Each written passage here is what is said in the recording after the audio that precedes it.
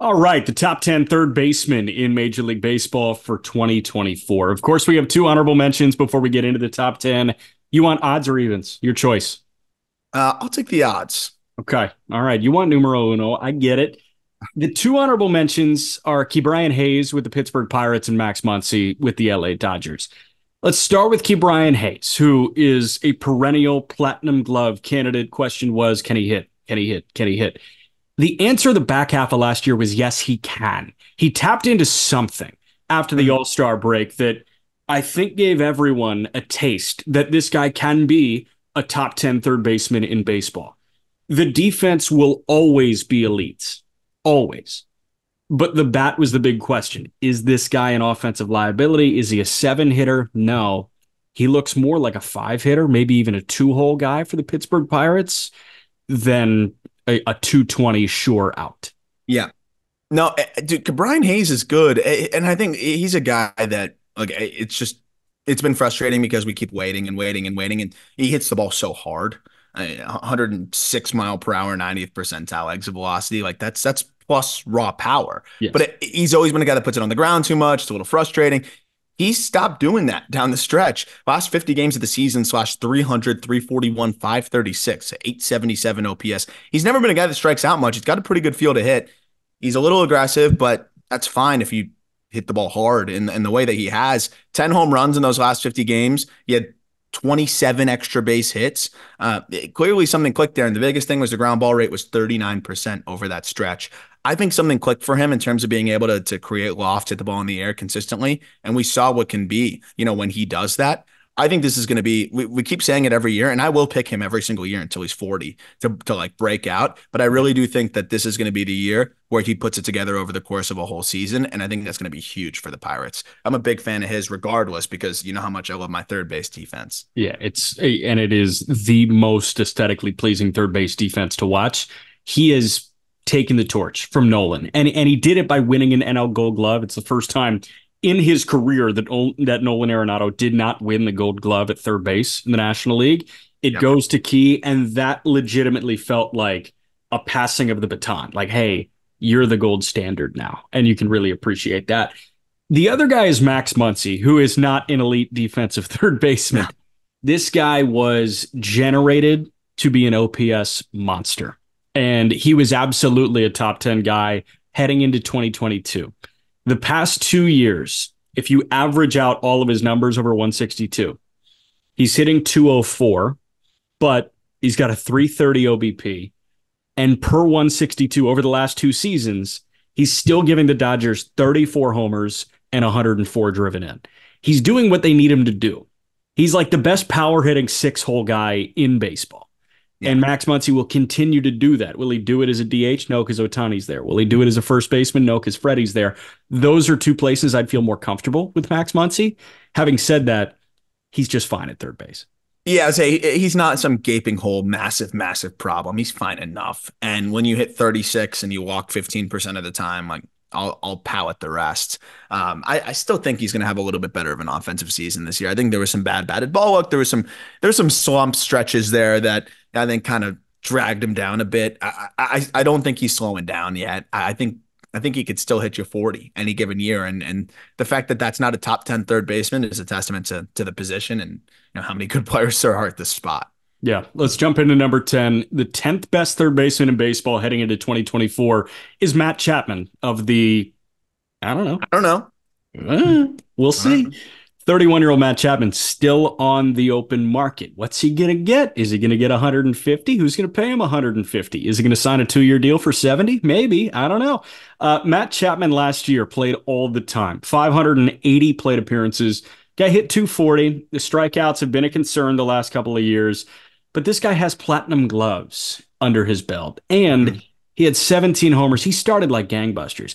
The power was nowhere close to where we have seen it. We know this guy is a 30 homer threat. He had half that. He only drove in 54.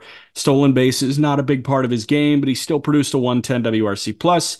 And the defense is still so good. 12 defensive runs saved at third base that it gave him a 3.5 win season.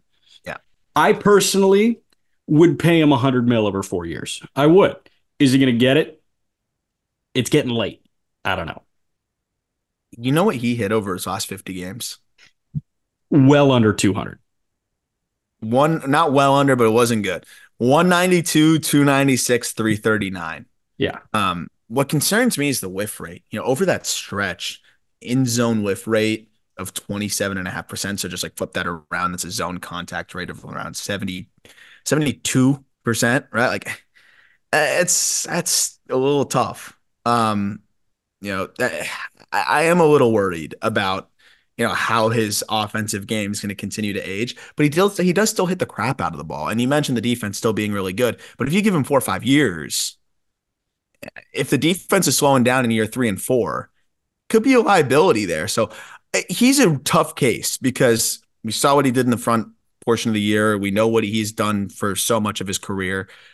And I think it's part of the reason why he's unsigned, though. I don't think anybody quite knows where to peg him. And I'd argue that even the Just Baseball staff here that voted on this, I thought he was probably, if you look through it, probably one of the more polarizing players when you look at our rankings. I like just kind of walking through. And of course, you can check out the article in the episode description to see, all of the rankings. But, Jack, you and I had him at 12. We were the low guys on him, ranked him 12th.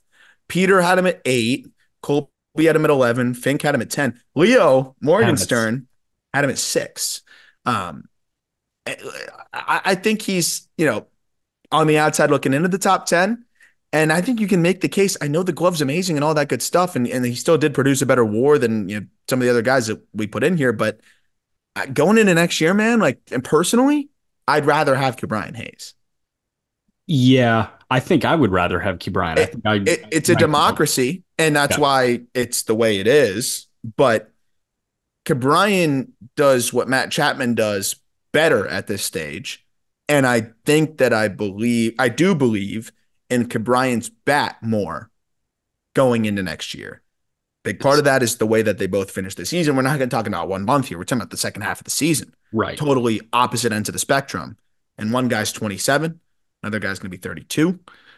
I'm willing to bet that Ke'Bryan has a better year this coming season. But again, it's a democracy. And I also understand going with the track record of a guy that has done it for so long, like Chapman. And his bad year was still 3.5 WAR, right? Yeah. So he's still a player, man.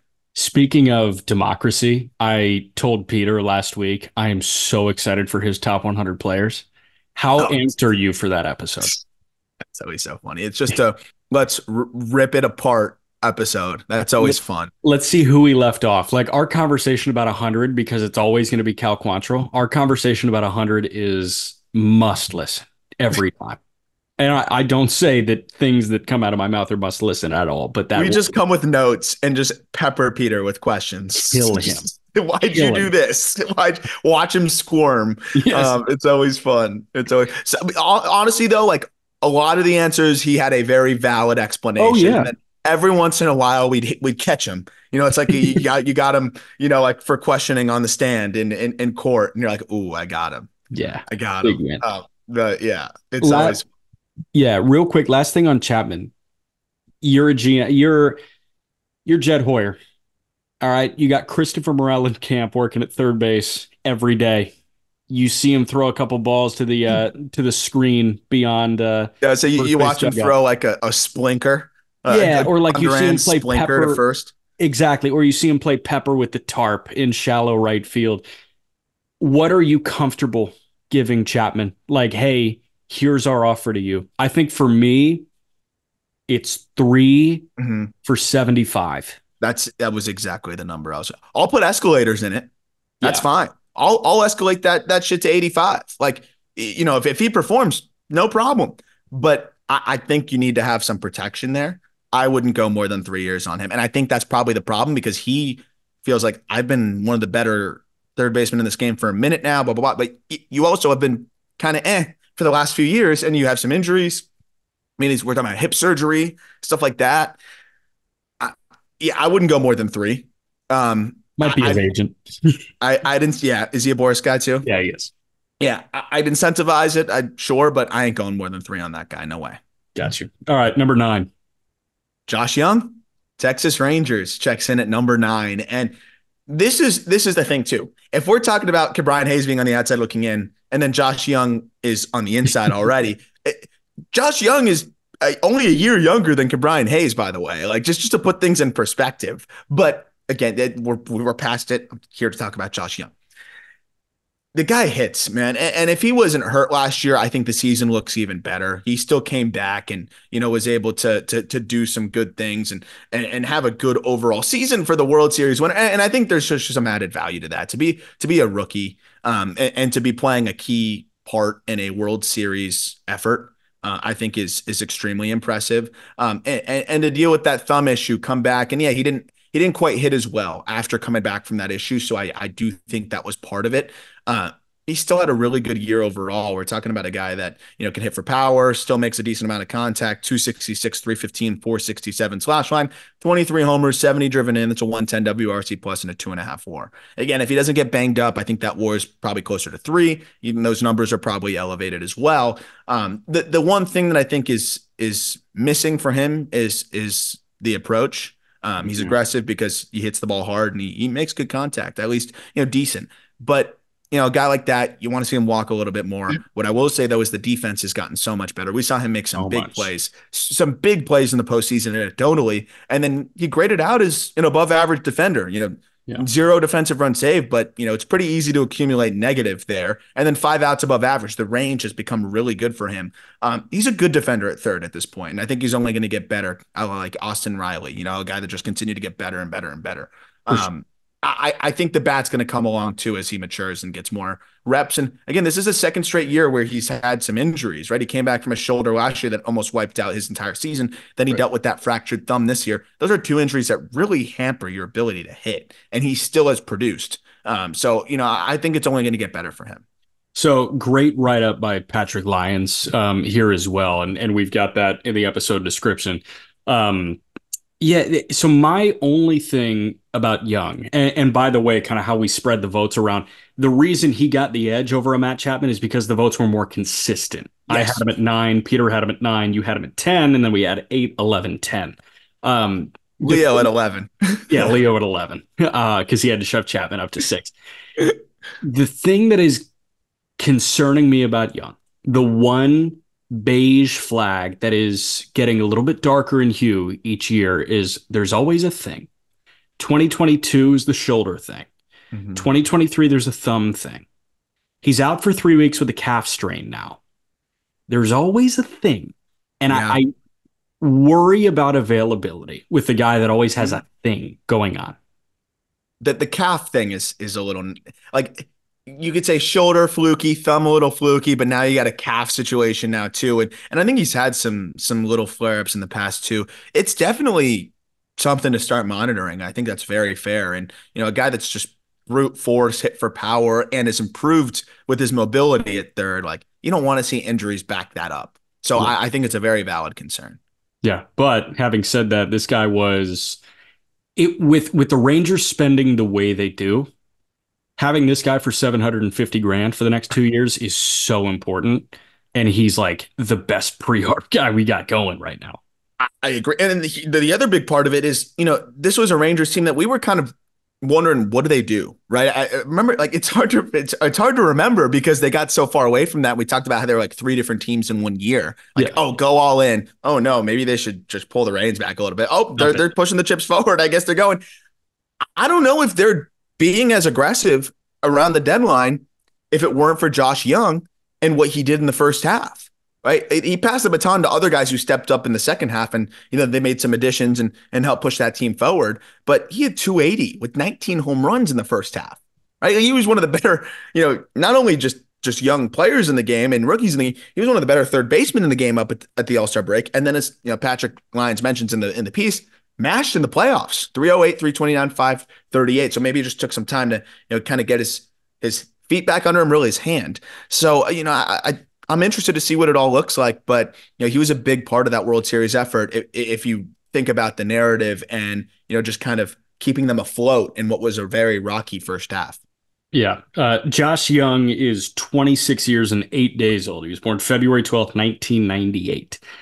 Isaac Paredes was born February 18th. Happy birthday, Isaac Paredes, 1999. He's over a year younger than Josh Jung, if you can believe that.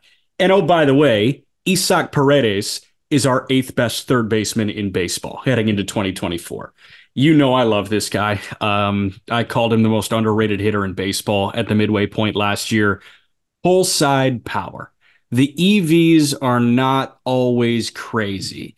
They are not tape measure shots, but that guy hunts a left field fence better than almost anybody in baseball.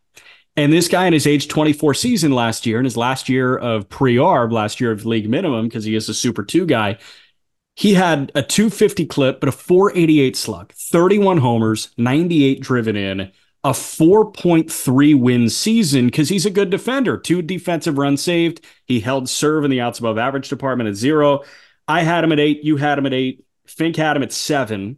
Leo and Colby had him at 8. Peter had him at 11 for some weird reason. Just try to be edgy. Shut up, Peter. Peter's being a StatCast merchant or something like that. Oh, the Savant page has some blue on it. It's not gushing blood. We just recorded, and I know he's called me like a fraud on here a few times when we've been doing the rankings, because if he doesn't like my rankings, well, here's my turn. That's trash. 11, like, just look at the numbers, dude. I don't care. And it's not like it's a one-off. He was pretty darn good the year before, too. He kicked it into another gear. Also, a fun game. You can do this more in the NBA because the ages are mind-numbing in the NBA. Yeah. Like, Justice Winslow is still like 22. But the crazy thing is, I think you could play a game with, like, who's younger, Josh Young or Isaac Paredes. We could probably fool 75% of people. Oh, my God. That would say Josh Young's younger for sure. But back to the original point here. We did a whole call-up episode on the Rays system this past week on Friday. And there's something about what they're able to do in terms of finding players who are able to maximize their power and outslug their EVs, is the way I like to talk about it, outslugging your exit velocities. There's players who can sustainably do that. You've talked about Chris Bryant. He's a guy that he's never been up there in the EV department, but he's always been a home run threat. There's guys that just do that, and you got to throw some of the StatCast shit that we subscribe to out the window when there's hitters that can backspin balls to the pull side consistently. It's an approach thing, it's a swing path thing, and it's a consistency thing. It's hard to do, but there's certain guys that can do that, and Paredes is one of them. I think if he was playing in Baltimore, sure, I'd be concerned, but it's going to take an extreme change of environment for that to happen. I don't really foresee this being something that tapers off or whatever, because he doesn't whiff in the zone, dude. Like, we're talking almost 90% zone contact there. Like, it's a really good field to hit. So even if you're afraid to pitch him in, it's not that he's incapable of going the other way or going back up the middle. He can. It's just he's going to hunt the pitch that he can pull over the left field wall early in the count. And then if you're trying to pitch away from him, he's easily going to hit a shot back up the middle. Like, it's not like he's incapable of doing anything but pull. It's just he's not powerful enough to consistently launch it out to all fields. I think this guy's going to be a consistent hitter one way or another. And we saw that last year. Walked at a 12% clip, struck out at a 17% clip. He's just figured it out for himself.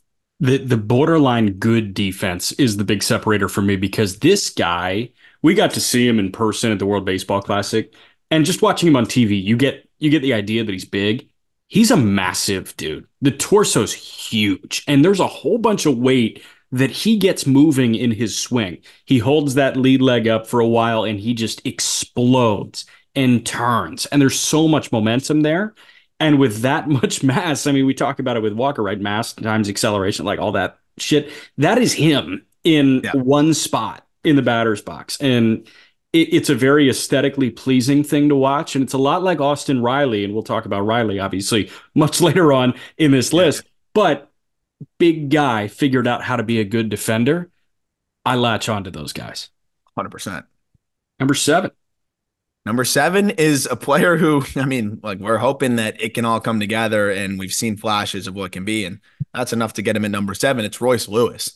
Also deceptively young, still only going to be 25 years old the entire, I think, for most of the 2024 season. But we got 239 plate appearances of Royce Lewis, and that resulted in 15 home runs, and that resulted in a 2.4 F4. I mean, this guy at third base now too. He could play shortstop. So moving him to third, he can be a really good defender there when he's healthy and consistently available. And I think we saw that. I mean, to accumulate a 2.4 F WAR and just 239 plate appearances is absolutely insane. So that part is really exciting. You still see the speed being a part of his game, which isn't great after two ACL tears. He's obviously not going to get back out there to center field, which is great. And if you combine every single game he played, like rehab game, playoff games, and everything, 74 games, 21 homers. Like, that's crazy. And the other side of it that's really impressive is he's an athlete. He makes fair amount of contact now. Like, he's really cut down on the swing and miss. But this dude can hit the crap out of the ball. Like, this is a guy that can miss hit home runs. He has a huge margin for error relative to a lot of others. He hit a home run 114 miles an hour last year. We've seen him hit the ball, I think, 115. So he's a StatCast darling, but he also hits the ball in the air consistently. So you can dream on 30 plus homers from him. And it's really just all about health. There's no more questions about this guy's ability. There's really no question. He's gonna be 24 actually for a couple months of the season. Like, he's still so young. No questions about ability for Royce Lewis. All the questions are availability. And it seems like now playing third, I think they're going to protect him a little bit. I just hope he can stay healthy because a full season from him could look like all-star might be selling it low for what he's capable of. I thought he was going to be a shortstop, and then I thought he was going to be a center fielder, and now I think he's going to be a third baseman, and that's where everybody's gone. Mm-hmm. And I've never seen a guy other than him ranked on 6 top 100 lists. But he was on Baseball America's top 100. He was the number 24 prospect in baseball, according to Baseball America, before the 2018 season. He was the number 43 prospect in baseball before the 2023 season. 6 years on top 100 list because he went through the shits. He got hurt and he got hurt again and he got hurt again and he got hurt again. And now that he's healthy, we're seeing why he was 1-1. I think there was a stretch there, like maybe the 2 years after he was drafted, maybe even the 3 years after he was drafted. We're like, are we sure the Twins made the right decision? Yeah, I think it was a sloppy swing. Yeah, and I think the answer was like, no, for the majority of baseball fans and almost the entirety of evaluators. And now the answer all of a sudden shifts right back to yes, because he made those swing changes. What did he change? I mean, he had a huge leg kick and a big barrel tip and just a lot of moving parts. And now, I mean, you see how simple it is, like really tone down the movement. It's almost no leg kick. It's a minimal stride. And I think that was the big part for him. He had this huge leg kick, big weight shift forward, and a barrel tip, and just he couldn't time it up consistently. And now he has almost no movement compared to what he used to do. And guess what? He still hits the crap out of the ball. When you see a guy simplify his moves, right, like just simplify it as much as he can and still post the same exit velocities, I mean, like that's heaven, right? You're like, oh my gosh. So now he's going to make more contact and hit the ball as hard as he did before. When you have freakish bat speed and just raw strength, that's something that you can do and leverage, and that's exactly what he has done. So now he's on time more consistently. He's making more contact. He's making better swing decisions, and he's still hitting the ball as hard as he ever did. So that's all he needed to do. It's easier said than done, but he has worked really hard. The makeup has always been considered off the charts, and I think that's why he always stayed on top prospect list, because I think evaluators at the end of the day still felt like he was going to find a way. And he has found a way, and I will be rooting for this guy endlessly. 100%. All right, let's jump to number 6. And no, it's the classic BuzzFeed article. Number 6 may surprise you. It hurts really badly to do this, but this is where he fell. Number 6 on the third base list heading into 2024 is Nolan Arenado of the St. Louis Cardinals. And dude, yeah, he had 26. Yeah, he had 93 homers, but he played pretty much the whole year, 610 plate appearances, and he only put up 2.5 wins. I didn't think that was possible from Nolan Arenado. I thought this guy was going to sleepwalk his way to 3.5, 4-win seasons because of the defense. The defense was really good. It was not Nolan Arenado. 1 defensive run save, 5 outs above average. At the end of the day, he hit just under 270, but he slugged under 460. We're used to this guy 30 and 100 with platinum glove defense. the war was docked because we didn't see that platinum glove defense. I still had him at 5. Peter was the high guy at 4. Colby Olson tanked him at 9. Yeah. I think he probably 5. But again, democracy, we have to respect it. We did see the first sign of Nolan slowing down last year. I hope he proves that that was a fluke and he's got 3 more good years in him, like a Paul Goldschmidt, who's 3 years older. Having said that, like, I am worried going into this year. Well, because it's twofold, right? Was he bad defensively? Of course not. But we're talking No, about a guy that's never lost a Gold Glove. until Uh, this year it or was last his year. worst. It was his worst defensive season of his career Yeah. by any metric you want to look at. Like it just objectively was. Maybe aside from fielding Yeah, I percentage. was going to say, give me fielding percentage. Give me assists. Yeah, well, yeah, fielding percentage. Yeah, and let's see. From an assist standpoint, I actually think it was the worst. It was the least assists he's ever had. Wow. So, Yeah. no, but like, look, if it wasn't twofold, and look, we still put him as a top 6, and I had him at 6. You had him at 5, and I think realistically, you can make a strong case that he's 5. But when we get to the top 5, it's like, are you really going to take him over the next 5? I don't know going into next year because seeing the offense back up in tandem with the defense backing up was pretty surprising. Yeah. Um, he struck out at the highest clip. Not high, but again, we're just seeing kind of everything. The bar was already set so high for himself. Struck out at the highest clip we've seen since 2018. Some of the I mean, it was his worst offensive season of his career too, unless you want to count 2020 when he was just like, get me the hell out of Colorado, Yeah. and a COVID shortened season where I don't really, count that too much. So you have the offense back up, you have the defense back up, and he's going to be 33.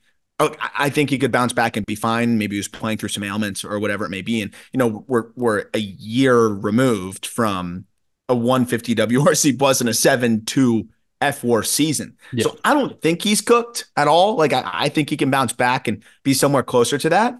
But remember, 2021 was a good but not great season as well. So if he's 2021 Arenado, is that better than the next guy we're going to talk about? And I'll just spoil it because, there's just for the sake of the Yeah. conversation. Like, is that better than Rafael Devers? Maybe, but we know what Devers can do offensively. Like, I think it's very close. Yeah. But I think a realistic hope for him is the 2021 Arenado. I think that's much more likely than the 2022 Arenado after seeing what we got in 2023. Yeah. I think so. I'm going to place so much value in his bat this year. That's kind of like my main sweeping takeaway That's the on thing. Nolan. If he was mashing, right, like, and the We wouldn't defense be backed having up this a little bit, conversation. okay, that's Yeah. fine. That's fine. Like, we figure it was going to slow down at some point, but he wasn't mashing. He No. was just hitting all right, for his Yeah, like standards, he was a especially. good hitter, but he wasn't Nolan. Like Yeah. I want to see Nolan offensively again. And if that, if that's 250 but with 35, so be it. But if it's 290 with 30, like I just want to see something get better Yeah. offensively than it was last. And what I'm concerned about too, and I don't dive too deep in this usually, especially with established stars, but again, we talked Yeah. about the 2021 season, which I think is kind of the expectation now going into 2024. Four. But even his big 2022 season, you had a 533 slug, 445 expected slug. You had a 381 WOBA, a 339 X WOBA. So I mean, that's a pretty big discrepancy. And I think so. Some of it was probably normalization. Some of it was some struggles and just some inconsistencies. And those two things compound. And then you throw defense in with that, and you got the worst season. He's really worst full season he's had in his career. So look, he can bounce back and prove all the doubters wrong, and that's always great. Because people always want to say, "Oh, here's the decline." Obviously, I don't want to say that. He's one of my favorite players of all time, just because the position. And this was the defensive video I watched all through high school to try to learn footwork and chopping my steps and how to do what. Like, this is what I watched, and tried to imitate. So, I hope he can get back to that. But I'm hoping it was just kind of the stale environment in St. Louis, maybe making him a little less inspired last year. Yeah. Number 5.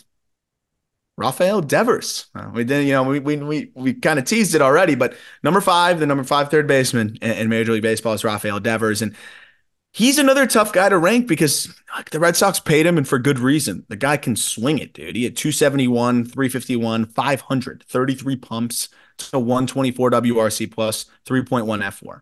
Like the defense, it's gotten better, and then it kind of took a step backwards again last Yeah. year, which was weird. -9 defensive runs saved, -9 outs above average. You watch, there was some times where I'm like, geez, this guy's brutal to watch. Uh, he'll make some good plays here and there, but it was rough through stretches. He's a guy that has kind of underperformed his batted ball data. Like you look at some of the batted ball data, the expected stats, they always seem to be, you know, pointing towards him having better days ahead. But at some point, you got to wonder, like, is it all going to totally come to fruition? Like he hits the crap out of the ball. He's very aggressive, but he's also one of the best hitters at making contact outside of the zone. So if you're aggressive, but you can pulverize baseballs outside of the zone, then it's okay. You can get away with that more.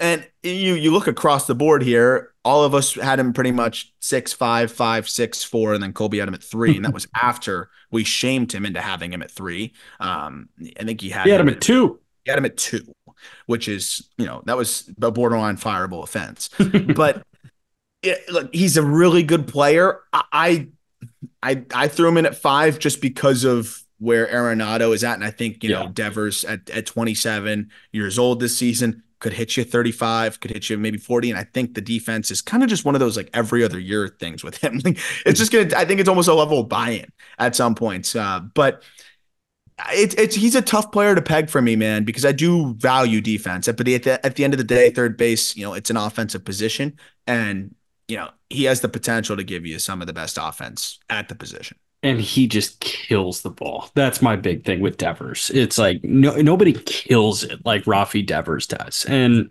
33 and 100, you can bank on 33 and 100 from him every single year. He's going to figure out a way to get there. He's young, but he's been doing it for so long. That was kind of my thing with Devers. And I did have Nolan ahead of him. But the thing that draws me to Red Sox games now is I know I can see a batted ball from Rafi Devers and just say, whoa. Like that is the emotion that not many players can invoke when it comes to a batted ball. I think Yordan Alvarez invokes that. Yeah. I think Judge invokes that. Aside from that, man, like Devers is on the very, very short list. Yeah. And I mean, that's the reason why he hits the living crap out of the ball. Like you said, like the EVs are crazy.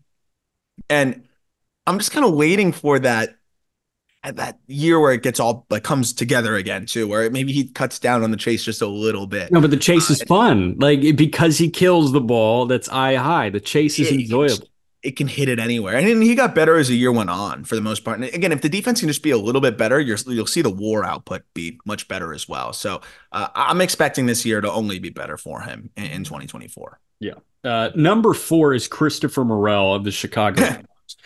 Number 4 is Manny Machado of the San Diego Padres. And Manny was consistently 2 or 3 on this list. He drops to 4 because he did struggle a little bit last year, relatively speaking. It was still a 3.5 win season. It was still a 114 WRC plus. He still hit 30 homers. He drove in 91, and he was a borderline elite defensive third baseman, 4 DRS and 11 outs above average.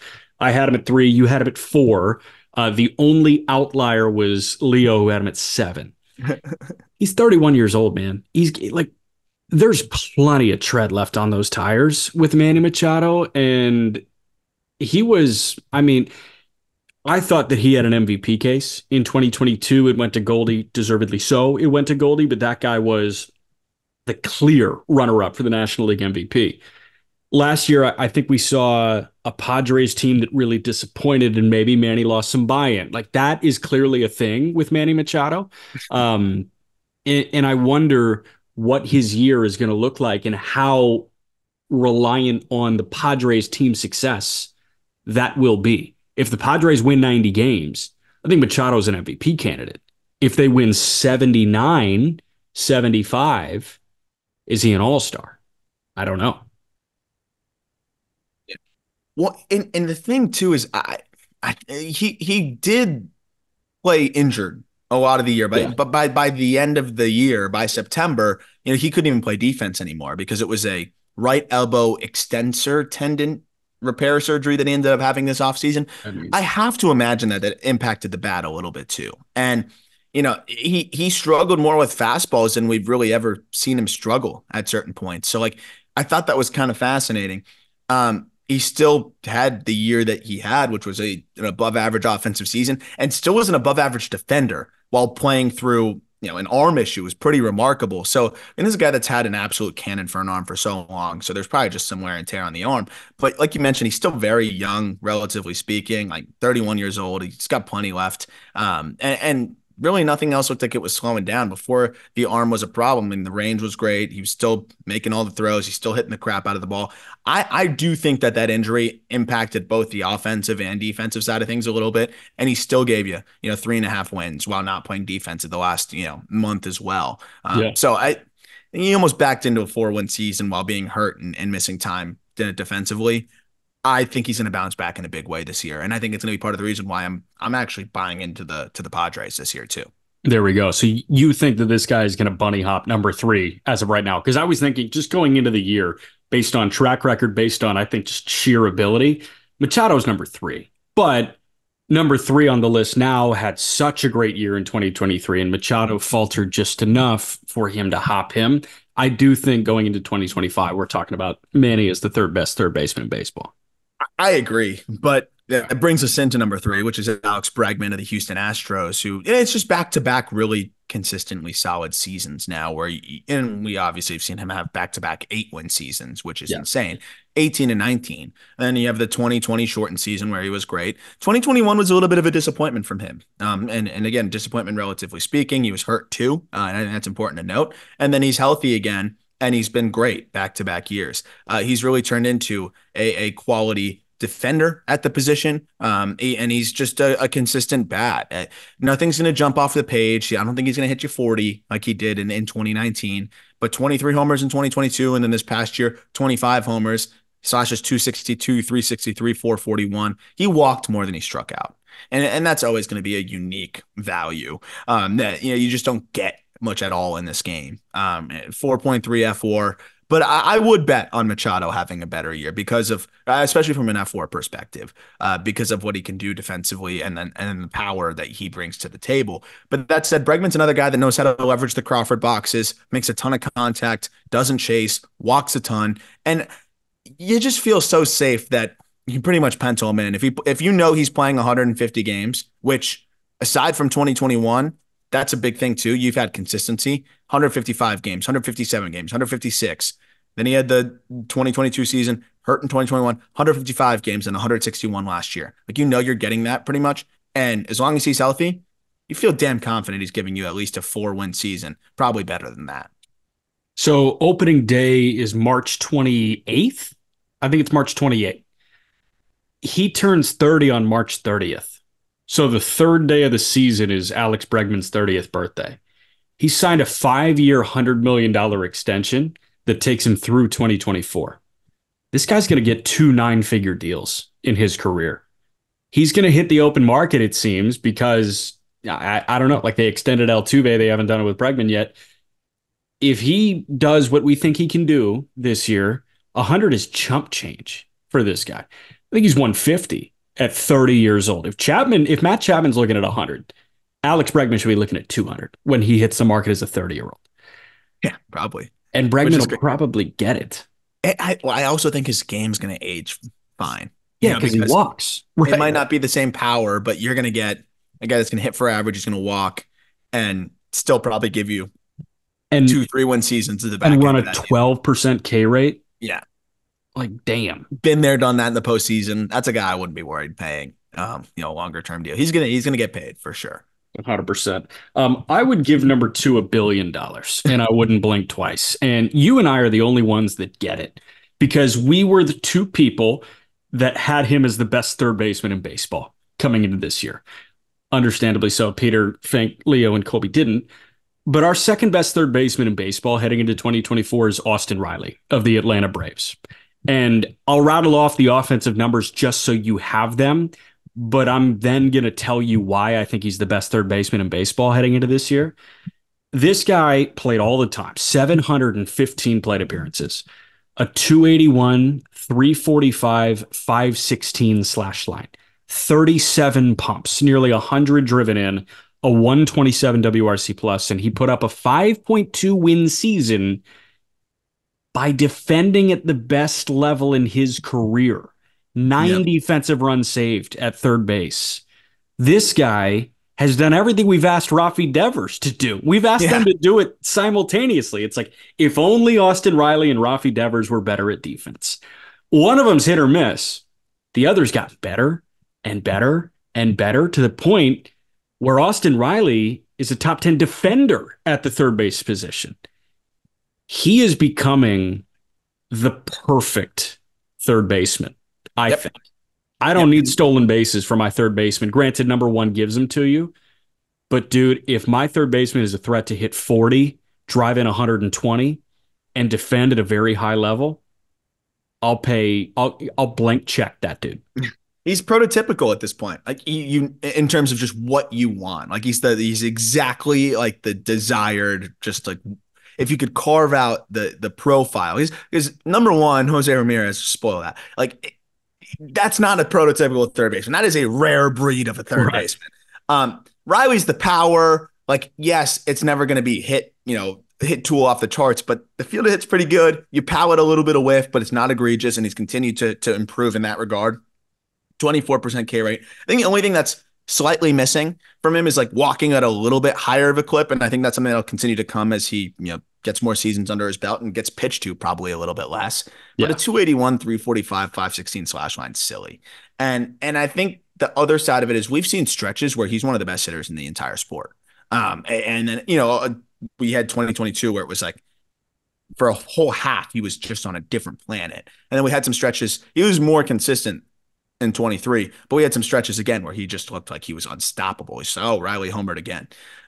For the defense to come along the way it has, as you mentioned, the power to just be where it's at in terms of where he's tapping it into it in game so consistently, leading the position in home runs, even, out homering Max Muncy, who's, was just even considered on this list only because of the home runs and the walks, like out homering the guy that is basically makes a living off of just hitting home runs and is pretty good. Yeah. It says a lot. So that's why I just think it's only going to get better and better for him.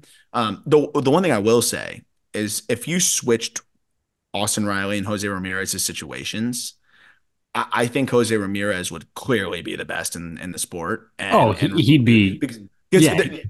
that's the thing is Riley's in a position where he's just so insulated. You have to pitch Protected. J. Yeah. Ram, no one pitches to that guy. He gets intentionally walked as much as anybody, but can't really factor that in too much. The dude just drives and runs. He hits for power. And the defense is now good. It's almost impossible to find an issue with Austin Riley at this point. And I think he's only going to get better. I do think he's going to at least finish in the top 3 in MVP voting in the next couple of years, but I think he's going to get one eventually. Yeah, I hope so. And not to spoil the futures episode, the awards episode, but this guy screams MVP dark horse. Him and Olsen kind of fall into the same bucket for me because it's like, all right, if Acuna doesn't go 40-70 again, how many years does 54 and 140 not win it for you? Like, Olsen had a year that is an MVP in the non-steroid era, because you mentioned the steroid era MVP voting is just crazy. I would say in 2004, Matt Olson would have finished 18th in MVP voting with that stat line.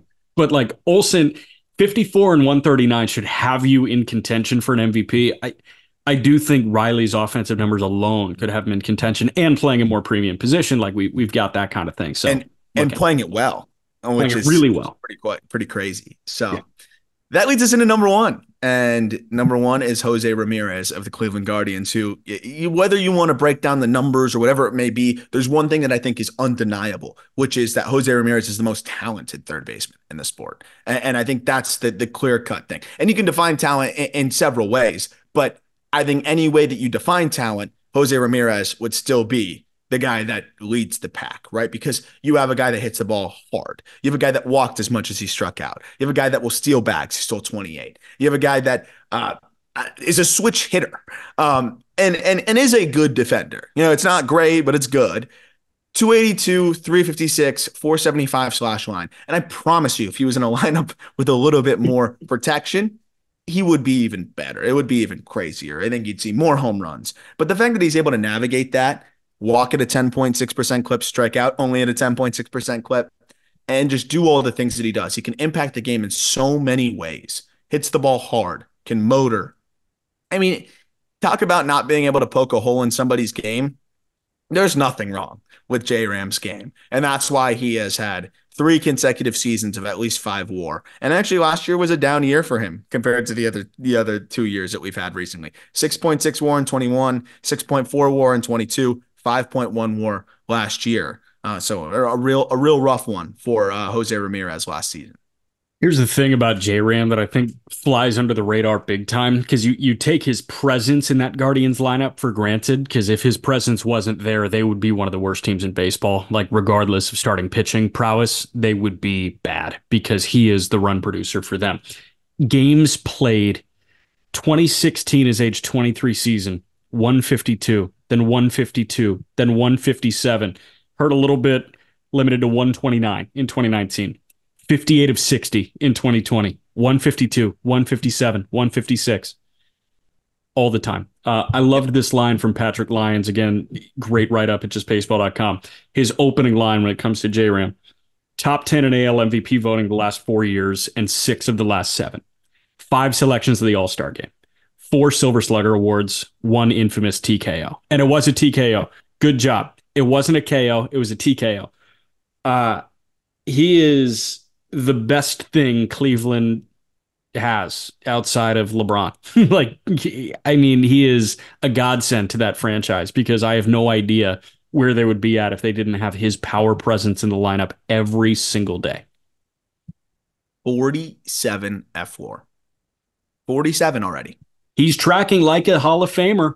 He's 31. And he'll be 31 for the whole season, right up until the end of it. And, you got 216 home runs, 202 stolen bases as well. He got a little bit of a later start compared to actually not even really. His first full season at 23 years old, I'll say compared to some, other Hall of Fame candidates. It is interesting too, like how it took him a couple years to get his footing, which makes it even cool, more unique of a story where 2014, 2015, it wasn't great for him. And then just explodes, bursts onto the scene. But he's on a Hall of Fame track if he can keep doing this for another 4 or 5 years and then, coast for another 2 or 3 with a couple decent seasons. Like he's going to have some unique stat lines where I don't think it's going to be checking those automatic thresholds of, 3,000 hits, 500 home runs, whatever it may be. But it's going to be one of those things where you're like, if you're sorting by players with X amount of hits, X amount of homers, X amount of stolen bases, and X WAR, he's going to be in a very small group. And that's why I think he's going to end up there. But what's amazing too is stolen bases too. It's every single year you can pretty much count on 20 plus. Home runs every single year you can pretty much count on 20 plus. He almost hit 20 in 2020. It's insane. He had a 3.2 F-WAR in 2020. Like that to me is just like the craziest part. We might see another 6-7. We could see another 7-8 win season out of him. I still think in the next couple of years. You never know because he's just. When he gets hot, it's crazy. And he's a guy that's given us an 8-win season in the past. He's just an absolute monster. If you start from 2016 onward, which is his first full season, he's only had 1 full year where he's been under a 5 WAR. That's crazy. And that was in 2019, where it was 3.5. And he went 2020 that year, by the way.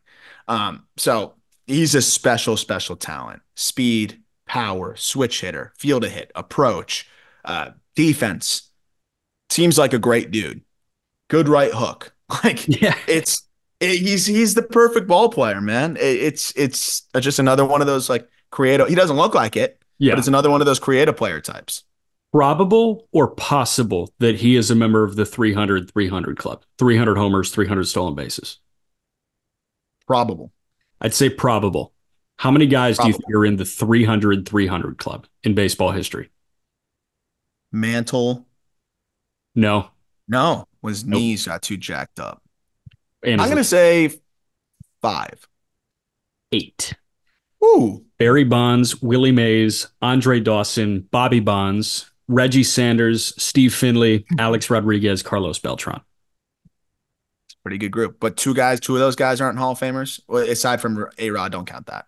I think, well, and Bonds, don't count that. Yeah, don't count that either. Well, Bobby's not a Hall of Famer, I don't think. No, Bobby had some fucking years, man. Bobby had some years. I just realized too, we forgot to update the rankings after Pablo Sandoval signed with the Giants. Yeah, well, he makes actually my top 15 AAA third baseman. Could you imagine having that guy on your team in trips? I cannot, dude. Like it feels like the what was it, the Dubai series that they were playing? Like that. So when I saw Pablo Sandoval was back, I figured he was playing for like the Lexington Legends or something. yeah, no, he's going to be a river cat. He got a non-roster. Do you think they just cut him though? Like I remember the Marlins signed like Pedro Alvarez, and that guy showed up to camp like not looking like he was ready to play, and then they just cut him. They didn't even sign him to AAA. So, like, but the Giants aren't going to do him dirty though. Like I feel like if they signed him right, like he's a non-roster invitee. What are they doing with that guy if he doesn't make the team out of camp? What I would say is like it really helps that their AAA affiliates in Sacramento. You have a ton of Giants fans in Sacramento. I could see a world where he had a conversation with Farhan and was just like, "Hey, I still love it. I still want to play. I'm fine being in AAA. Like, I just want to play baseball and collect a paycheck." And if that was the conversation, I get it from that perspective because that is an excellent PR move for the Giants to have him in Sacramento. And it's like, hey, go see our AAA club. Not only can you see the future of the San Francisco Giants, but you can also see the past and like the way past at this point. I don't know. It feels very PR stuntish, but I like the vibe. It's good to have Kung Fu Panda back making headlines. Yeah, so and I'm trying to see like how he did in the Winter League. Because like he must have done something half decent for them to Dude, have any interest. Did he play in a Winter League? Yes, he did. The Puerto Rican Winter League, and he had a 508 OPS. Stop it. In 20 games. He hit 189, 250. Oh, so this is a circus. He's an exhibit. Yes. He slashed in the Puerto Rican Winter League 189, 250, 216. Oh. What are we doing? Oh man. So yeah, he finished the season 1 for looks like 28. Oh my gosh. Exclusively DHing, by the way. Oh God, this is so tough. Oh God. Well, you know what? It makes it, if they draw more fans in Sacramento because of it. Here's the thing. If I'm losing at bats to Pablo Sandoval, 37-year-old Pablo Sandoval, I'm livid. Oh no, yeah. I'm not happy about it if I'm in AAA. I'm demanding a trade as a minor leaguer. It's fun. Yeah, I'm requesting a trade. Look, it's fun. I'm here for it, but let's call it what it is. It's a PR move. Yeah. And I mean, I'm surprised to see the Giants do it, but if there's one guy for them to do it with, Kung Fu Panda. So I will say, I think Ryan Goins was technically on like the development list for Omaha the last couple of years, and he was really just a coach. I could see Pablo doing that, where it's like he's on the development list in Sacramento and he's the bench coach. Wasn't Manny Ramirez like a minor league coach for the in the Cubs organization for a year or something like that? Wasn't he like a player coach? He was a player coach. I don't think that was with like Iowa or anything like that. I don't know.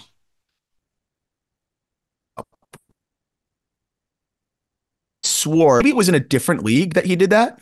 You know what I'm saying? Like I remember a Manny Ramirez player coach situation. Also, his stint with the Rays is all time funny. Goes 1 for 17 at 39 years old and then gets popped for like the 8th time.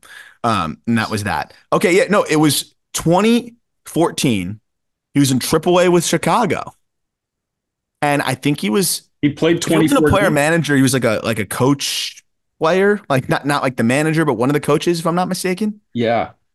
That sound about right? Yeah, he was. No, that's right. He played 24 games with them, and that was a team that had Javi Baez for 104 games, Chris Bryant for 70. What a fever. We got to do a YouTube video on that team. Man, Kyle Hendricks. This is crazy. Matt Caesar was a thing. Chris Vallejo was a thing, too. Tsuyoshi Wada, 33-year-old Tsuyoshi Wada. This to be is all fair. right. This is a good team. 2014 Iowa Cubs making our Well, way. and here's the thing, he was better. 42-year-old Manny Ramirez off the juice was better in AAA than Pablo Sandoval was in the Puerto Rican Winter League. Obsessed. Yeah. Arizmendi Alcantara. Wow, he was on this Yeah, team too. we need a documentary on that team. I think so. Junior Lake was there too for a little bit. Great Team was stuff. loaded.